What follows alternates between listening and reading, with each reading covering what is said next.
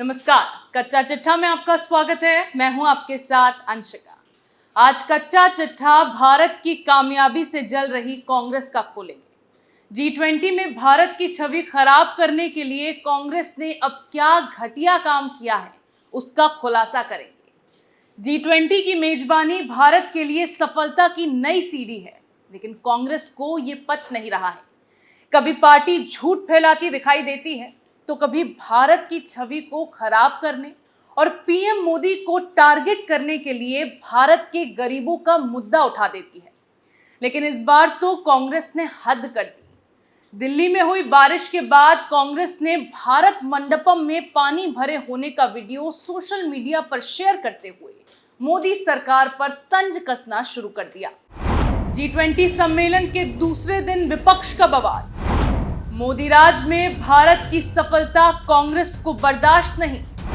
भारत की सफलता पर कांग्रेस का घटिया काम। दिल्ली में बारिश को लेकर मोदी सरकार को घेरा। सुबह सुबह आंख खुले और कांग्रेस पार्टी ने कोई बखेड़ा ना किया हो, ऐसा तो हो नहीं सकता। यही हुआ जब G20 के दूसरे दिन की बैठक से पहले दिल्ली NCR में झमाझम बारिश हुई। दिल्ली में अरविंद केजरीवाल सरकार की मेहरबानी इतनी है कि उन्होंने बारिश के पानी के ड्रेनेज के लिए कोई खास तैयारियां तो की नहीं थी। इसीलिए बार बार बारिश होती है और सड़कों पर पानी भर जाता है, जिससे दिल्ली का हाल तो बुरा होता ही है, साथ ही साथ लोगों को भी परेशानियां झेलनी पड़ती हैं। ऐसे में G20 के दूसरे दिन की बैठक से पहले दिल्ली में झमाझम बारिश हुई, कई इलाकों में पानी भरा। इसी बीच भारत मंडपम, जहां विदेशी लीडर्स की बैठक हुई, उसमें पानी भरने का भी दावा किया जाने लगा। इसकी कुछ तस्वीरें सोशल मीडिया पर वायरल होने लगी, जिसमें देखा गया कि परिसर में पानी भर गया है और उसे साफ करने के लिए NDMC के कर्मचारियों को लगाया गया। इस वीडियो के वायरल होने के बाद सोशल मीडिया प्लेटफॉर्म X पर करप्शन किंग मोदी नाम का हैशटैग भी ट्रेंड करने लगा, जिसे यूज करते हुए हजारों लोगों ने ट्वीट भी किया। इसी में कांग्रेस को मौका मिल गया मोदी सरकार को घेरने का, और कांग्रेस नेताओं की ओर से धमाधम ट्वीट किए जाने लगे। कांग्रेस ने भारत मंडपम में पानी भरने का वीडियो शेयर कर मोदी सरकार पर तंज कसा। कांग्रेस ने X पर भारत मंडपम का एक वीडियो शेयर कर लिखा, खोखले विकास की पोल खुल गई। G20 के लिए भारत मंडपम तैयार किया गया, 2700 करोड़ रुपए लगा दिए गए, एक बारिश में पानी फिर गया। G20 शिखर सम्मेलन को भव्य बनाने के लिए मोदी सरकार ने भारत मंडपम का निर्माण कराया था। ये दिखने में अनोखा और बहुत ही आकर्षक है। साथ ही भारत मंडपम में भारत की तकनीकी उपलब्धियों को दर्शाया गया है। G20 में शामिल होने वाले मेहमान जहां भारत मंडपम में भारत के वैज्ञानिक विकास और इसकी विरासत को निहार रहे थे, वहीं कांग्रेस के नेता अपनी घटिया राजनीति के चक्कर में देश का नाम खराब करने में लगे थे।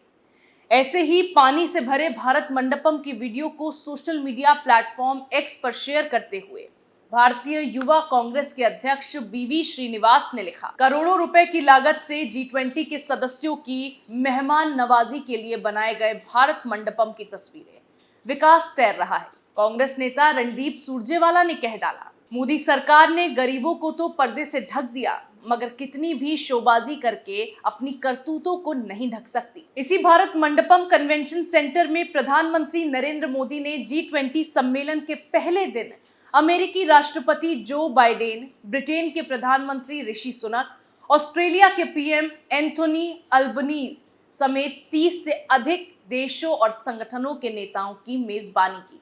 सम्मेलन के पहले दिन भारत मंडपम में इतिहास रचा गया। भारत की अध्यक्षता में समूह में अफ्रीकी यूनियन की भी ऑफिशियल एंट्री हुई। इसके साथ ही नई दिल्ली घोषणा पत्र को अपनाया गया।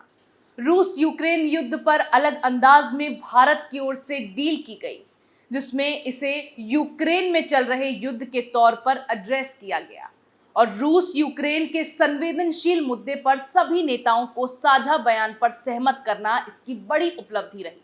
100 से अधिक मुद्दों पर सहमति पैदा करके भारत ने इस मंच पर खुद को ग्लोबल साउथ की प्रमुख आवाज के रूप में साबित किया है। लेकिन कांग्रेस अब भी अपनी घटिया राजनीति पर ही अडिग है। इसी कांग्रेस पार्टी ने देश पर 70 सालों तक राज किया, लेकिन गुलामी के बाद भारत को इस मुकाम तक पहुंचने में 77 साल लग गए। ये मुमकिन केवल मोदी राज में हो पाया। यही बात अब कांग्रेस पार्टी से बर्दाश्त नहीं हो रही। इसीलिए कांग्रेस नेता राहुल गांधी G20 से पहले ही यूरोप टूर पर चले गए और भारत में कांग्रेस हर छोटी बात को लेकर यहां विदेशी मेहमानों के सामने पीएम मोदी की छवि खराब करने की प्लानिंग कर रही है। यही कारण है कि अब दिल्ली में बारिश से भरे पानी के मुद्दे को इतना खींचकर कांग्रेस पीएम मोदी की सफलता पर इतनी बौखलाई दिखाई दे रही है। हालांकि ये पहली बार नहीं है। 2 दिन के G20 सम्मेलन में कांग्रेस पहले समिट के लिए दिल्ली से हटाई गई झुग्गियों के मुद्दे को भी हाईलाइट करने की कोशिश कर चुकी है। राहुल गांधी तो विदेश में बैठकर भी यही मुद्दा उठाते दिखाई दिए हैं। जिस वक्त देश में G20 के लिए मेहमान भारत मंडपम में पहुंच रहे थे, उस वक्त ब्रसेल्स से राहुल गांधी ने G20 कार्यक्रम को लेकर एक्स पर एक पोस्ट किया। राहुल की इस पोस्ट में लिखा कि मेहमानों से भारत की वास्तविकता को छिपाने की कोई जरूरत नहीं है। कांग्रेस G20 को लेकर कई पहलुओं पर केंद्र सरकार पर लगातार हमले बोल रही है। अपनी इस पोस्ट में भी राहुल गांधी ने राजधानी के गरीबों को छुपाने को लेकर सरकार पर निशाना साधा है और राहुल की भाषा भारत विरोधी पश्चिमी मीडिया बोलती दिखाई दी है। सभी भारत में G20 के आयोजन से अलग भारत की छवि खराब करने के लिए समिट के लिए हटाई गई झुग्गियों पर सवाल खड़े कर रहे हैं। कांग्रेस नेता जयराम रमेश ने भी इसी मुद्दे पर घेरते हुए केंद्र सरकार पर अमेरिकी मीडिया की अनदेखी का आरोप लगाना शुरू कर दिया। उन्होंने दावा किया कि 7 सितंबर को अमेरिकी राष्ट्रपति जो बाइडेन के साथ द्विपक्षीय बैठक के बाद अमेरिकी पत्रकारों को पीएम मोदी और जो बाइडेन से सवाल नहीं करने दिया गया, जबकि सच्चाई ये थी कि उन मोदी विरोधी पत्रकारों का मकसद द्विपक्षीय वार्ता में क्या हुआ ये जानना नहीं था, बल्कि उन मुद्दों पर मोदी सरकार और भारत को घेरना था जिसका इस समिट से कोई लेना देना नहीं था। क्योंकि जो बाइडेन और पीएम मोदी की द्विपक्षीय वार्ता के बाद एक अमेरिकी पत्रकार ने व्हाइट हाउस प्रवक्ता से अपना पहला ही सवाल भारत में झुग्गियों को हटाए जाने पर पूछ लिया था, लेकिन G20 सम्मेलन को लेकर सवाल नहीं किया। मुद्दा वही उठाया गया जिससे भारत की छवि खराब हो सके। वहीं एक अन्य वीडियो में कांग्रेस ने दावा किया कि दिल्ली में अंतर्राष्ट्रीय नेताओं की मेजबानी को लेकर तैयारी के लिए कई आवारा कुत्तों को बेरहमी से उनकी गर्दन से घसीटा गया और पिंजरे में डाल दिया गया और फिर उन्हें खाना पानी नहीं दिया गया। इन बेजुबान पीड़ितों के लिए न्याय की भी मांग की गई। कांग्रेस बार बार मोदी सरकार को घेरने के लिए कोई ना कोई मुद्दा उठाकर उससे हाईलाइट करने की कोशिश कर रही है, जिससे भारत की छवि खराब हो सके और उसके लिए जिम्मेदार पीएम मोदी को ठहराया जा सके। कांग्रेस को सबसे ज्यादा किलस इस बात की है कि G20 के डिनर के लिए कांग्रेस अध्यक्ष और विपक्ष के नेता मल्लिकार्जुन खड़गे को नहीं बुलाया गया, जिसे लेकर तो बाद में कांग्रेस की ओर से मोदी सरकार पर दलित विरोधी होने का आरोप लगाना शुरू कर दिया गया और दावा किया गया कि खड़गे को इसीलिए नहीं बुलाया गया क्योंकि वो दलित है। अब जरा इनसे ये पूछिए कि डिनर का इन्विटेशन तो राष्ट्रपति द्रौपदी मुर्मू की ओर से भेजा गया था, वो भी तो दलित है। झारखंड के मुख्यमंत्री हेमंत सोरेन को बुलाया गया, वो भी दलित है। खड़गे को डिनर में नहीं बुलाया गया क्योंकि किसी भी पार्टी के प्रमुख को इनवाइट नहीं किया गया था। निमंत्रण केवल मुख्यमंत्रियों को भेजा गया था, लेकिन कांग्रेस को ये बात समझ नहीं आई। हालांकि कांग्रेस के बवाल के बाद भी बीजेपी शासित राज्यों से अलग गठबंधन इंडिया में शामिल विपक्षी पार्टियों के मुख्यमंत्री डिनर में शामिल हुए। G20 के डिनर पार्टी में बिहार के मुख्यमंत्री नीतीश कुमार के साथ साथ झारखंड के मुख्यमंत्री हेमंत सोरेन शामिल हुए।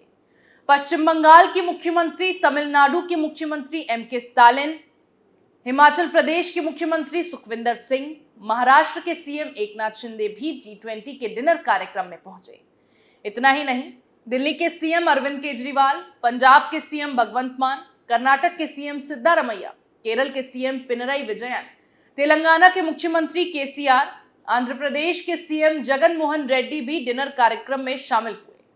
हालांकि डिनर कार्यक्रम के लिए मल्लिकार्जुन खड़गे को निमंत्रण नहीं दिया गया था, तो इसी वजह से छत्तीसगढ़ के सीएम भूपेश बघेल और राजस्थान के सीएम अशोक गहलोत ने डिनर कार्यक्रम से दूरी बना ली, लेकिन उसका कोई फायदा नहीं हुआ। डिनर कार्यक्रम में शामिल होकर सभी नेताओं ने भरपूर लुत्फ उठाया। विदेशी मेहमानों के साथ फोटो खिंचवाई और सभी मेहमानों ने डिनर में भारतीय व्यंजनों का स्वाद लिया।